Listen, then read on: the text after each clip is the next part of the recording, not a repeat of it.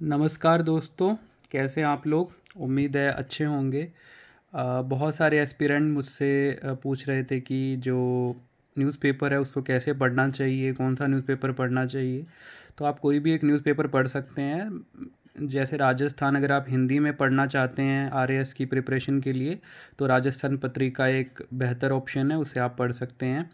और न्यूज़पेपर कैसे पढ़ना चाहिए इसके बारे में मैंने जो टेलीग्राम चैनल है मेरा, उस पर आपको कुछ बातें करी थी उस पे, और साथ ही साथ कुछ जो एग्ज़ाम्पल्स हैं वो भी शेयर किए थे। लेकिन फिर भी बहुत सारे जो अभ्यर्थी हैं वो कह रहे थे कि आप इस पर एक अगर वीडियो बना दें तो और बेहतर रहेगा। तो हम इस वीडियो में जो न्यूज़पेपर है उसमें देखेंगे कि कौन सी चीज़ें जो हैं वो एक आरएएस अभ्यर्थी को एग्ज़ाम के अगर दृष्टिकोण से देखें तो वो पढ़नी चाहिए। उदाहरण के लिए राजस्थान पत्रिका का फ्रंट पेज है, तो इसमें क्योंकि कल जो है वो बजट पेश हुआ था, तो अब बजट से संबंधित जानकारी है। एक जागरूक नागरिक होने के नाते और एक आरएएस के अभ्यर्थी होने के नाते हमको बजट से संबंधित जो जानकारी है वो पढ़नी चाहिए, उसके संबंध में जानकारी लेनी चाहिए। इस पेज पे अगर हम देखते हैं तो सबसे पहली चीज़ जो ऊपर ऊपर लिखा हुआ है, एक लेखानुदान। तो ये जो लेखानुदान शब्द है, ये आपका जो राज व्यवस्था होती है वहाँ वहाँ मतलब उस सब्जेक्ट का ये एक परिभाषिक शब्द है। तो आपको इसका अर्थ पता होना चाहिए कि लेखानुदान क्या होता है और ये कौन से आर्टिकल से रिलेटेड है। तो संविधान का जो आर्टिकल 116 है उससे संबंधित होता है लेखानुदान। तो यहाँ पर अगर आप देखेंगे तो ये जो नीचे वाला आर्टिकल है, जिसमें विश्लेषण किया गया बजट का कि महिलाओं, युवाओं, किसानों के साथ ही गरीबों और शिक्षा और स्वास्थ्य पर फोकस किया गया है। इसमें ऊपर एक लाइन लिखी गई है कि ये लेखानुदान है जिसमें सिर्फ खर्च के लिए मंजूरी ली जाती है। हालांकि लेखानुदान का रिफ्लेक्शन बजट जैसा हो सकता है, लेकिन इसमें घोषणाओं वाले हिस्से को शामिल नहीं किया जाता। तो ये बजट और लेखानुदान में अंतर है वो बताया गया है। साथ ही बजट से संबंधित जो विश्लेषण है वो भी इसमें किया गया। तो आपको ये कम से कम पेज पढ़ना चाहिए। बजट के संबंध में जितनी भी जानकारी इसमें दी गई है उसे पढ़ना चाहिए। उसे आप क्या है, जो अपना मुख्य परीक्षा का जब आंसर लिखेंगे तो उसमें आप उसको उपयोग में ले सकते हैं। तो जैसे अटल इनोवेशन स्टूडियो बनेंगे, तो ये आईटी से रिलेटेड एक चीज़ है। तो कोई क्वेश्चन अगर आईटी से संबंधित आता है तो उसमें अगर आप लिखेंगे कि बजट में अटल इनोवेशन स्टूडियो की बात कही गई है, तो आपका आंसर जो है वो अच्छा लगेगा। इसमें जैसे कहा गया कि इकोनॉमिक रिवाइवल टास्क फोर्स गठित हो गई होगी, तो उद्योग से संबंधित कोई प्रश्न आता है उसमें आप लिखेंगे कि बजट में ये बात कही गई है कि इकोनॉमिक रिवाइवल टास्क फोर्स गठित होगी, तो आपका जो आंसर है वो और भी अच्छा होगा। और यहाँ पे जितना भी विश्लेषण किया गया है उसको आपको पढ़ना चाहिए कि बजट के संबंध में क्या क्या बातें की गई है। अब जैसे कुछ ऐड होते हैं भारत सरकार के और राज्य सरकार के, तो उसमें कुछ महत्वपूर्ण जानकारियाँ दी गई होती हैं। उदाहरण के लिए जो ये ऊपर ऊपर ऐड दिया गया है उसमें एक महत्वपूर्ण जानकारी ये दी गई है कि भारत विश्व का दूसरा सबसे बड़ा मोबाइल मैन्युफैक्चरिंग देश है। तो आपका अगर कोई क्वेश्चन भारत की अर्थव्यवस्था से संबंधित आता है और मैन्युफैक्चरिंग सेक्टर से संबंधित आता है, तो उसमें आप ये लिख सकते हैं कि भारत विश्व का दूसरा सबसे बड़ा मोबाइल मैन्युफैक्चरिंग देश है। तो ये एक फैक्ट हो जाता है जो आपके आंसर को बेहतर बनाता है।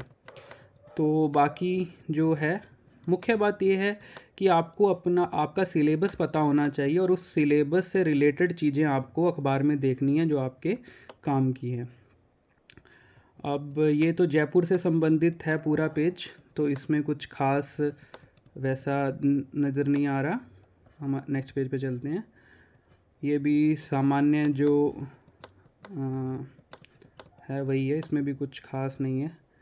अब ये बजट से संबंधित है, इसको आप पढ़ सकते हैं, बजट से संबंधित है क्योंकि ये सारी चीज़ सारा बजट। ये नीचे दो आर्टिकल्स दिए, विश्लेषण है। जो भी विश्लेषण वाले जो आर्टिकल्स होते हैं उसको आपको ज़रूर पढ़ना चाहिए, क्योंकि उससे आपको थोड़ा आपका ओपिनियन बिल्ड होता है चीज़ों के बारे में कि जो एक कोई घोषणा है तो वो किस प्रकार से हमारी अर्थव्यवस्था को प्रभावित करेगी, उसके क्या फ़ायदे हैं, क्या संभवतः चुनौतियाँ हैं, उनके बारे में बात की जाती है। ये भी सामान्य है, इसमें कुछ खास नहीं है। ये भी कुछ काम का नहीं है। ये देखिए, उम्मीद की नई किरण है CAR-T सेल थेरेपी।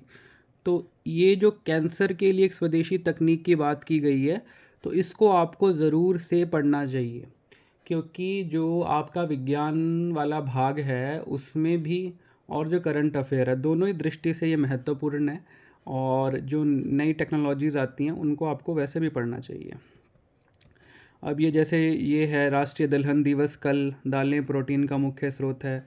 ऑस्कर पूरी मतलब ये जो संपादकीय वाला पृष्ठ होता है उसके आपको कम से कम एक आर्टिकल तो आपको पढ़ना चाहिए। इससे आपका जो कोई जो सामान्य जीएस होता है उसके में आपकी जानकारी में भी वृद्धि होती है, और जो आपकी शब्दावली में भी वृद्धि होती है। तो आप जो निबंध लिखते हैं हिंदी में तो उसमें भी आपको फ़ायदा मिलता है इस चीज़ का। तो ये चीज़ आप ये वाले पेज में से कम एक आर्टिकल ज़रूर पढ़ें, और हो सके तो आप सिलेबस पास में रखेंगे तो जो महत्व जैसे दलहन दिवस वाला है तो अगर इस पेज में से आपको एक आर्टिकल ही पढ़ना है तो आप ये पढ़ें, फास्ट फूड के दौर में दालों का महत्व भी समझें। क्योंकि हमारा जो अर्थव्यवस्था वाला भाग है उसमें कृषि उत्पादकता की बात आती है, तो उसमें मतलब डायरेक्टली लिंक नहीं है, लेकिन फिर भी किसी मायने में दालों का महत्व है, तो वो आप उसके हिसाब से इसे पढ़ सकते हैं। बाकी ये बजट से संबंधित जानकारी है कुछ, वो देख सकते हैं आप।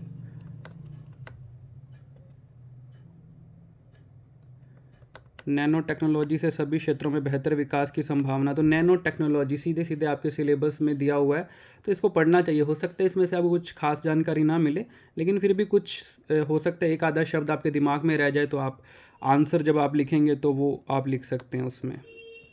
ये डायरेक्टली आपके जो सिलेबस है साइंस का उससे लिंक्ड है। हाँ, राजस्थान में समुद्री मार्ग से व्यापार की परिकल्पना अटकी, हरी झंडी का इंतजार, तो ये भी आपको पढ़ना चाहिए। क्योंकि ये जो राजस्थान का औद्योगिक विकास है उससे संबंधित चीज़ें हैं, तो ये वाला आर्टिकल आपको पढ़ना चाहिए। युद्धाभ्यास धोरों में गरजे टैंक, ये वैसे तो ठीक है, लेकिन जो प्रीलिम्स है उसमें कई बार युद्धाभ्यासों के बारे में पूछा जाता है, तो आप उसको पढ़ सकते हैं।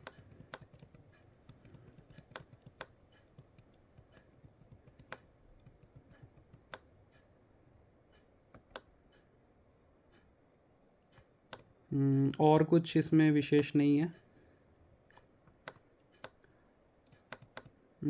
और इस पेज पे भी कोई विशेष नहीं है। ये जो बिजनेस एंड वेल्थ वाला पेज है इस पे कई बार कुछ कुछ चीज़ें होती है जो हमारे सिलेबस से रिलेटेड होती हैं। हालांकि इस बार शायद हाँ, ईज़ ऑफ डूइंग बिजनेस पर दिया जोर, तो ये वाला आर्टिकल आप पढ़ सकते हो। और जैसे ये मौद्रिक नीति है कि रेपो रेट में नहीं किया गया कोई बदलाव, लोन के लिए अलग से प्रोसेसिंग फ़ीस नहीं, ब्याज में जुड़ेगा। तो इतना कुछ नहीं है, लेकिन सिर्फ आपको ये पता होना चाहिए कि रेपो रेट में कोई बदलाव नहीं किया गया है। ठीक है, और बस यही है, लगभग इतने ही पेज थे इसमें राजस्थान पत्रिका में। तो ये मैंने थोड़ा बहुत आपको बताया है कि आपको किस प्रकार से जो न्यूज़पेपर है उसको पढ़ना चाहिए। मुख्य बात आपको बस यही ध्यान रखनी है कि आपका जो सिलेबस है उससे लिंक करके आपको पढ़ना है। सिलेबस को आप प्रिंट आउट कर लें, उसको पूरा याद कर लें, उसको एकदम से पूरे दिमाग में फिक्स कर लें, तब आप न्यूज़पेपर जब पढ़ने बैठें तो उसको उस हिसाब से पढ़ें। खास करके जो संपादकीय वाला हिस्सा होता है उसको ज़रूर से पढ़ें। कोई जो कीवर्ड डायरेक्टली आ रहा है उसको पढ़ें, तो उससे क्या होगा, भले ही आप इसके नोट्स ना भी बनाएं तो भी आपके दिमाग में बैक एंड में कुछ चीज़ें रह जाती हैं, तो वो आपको एग्ज़ाम हॉल में काम आती है कुछ क्वेश्चंस को सॉल्व करने में।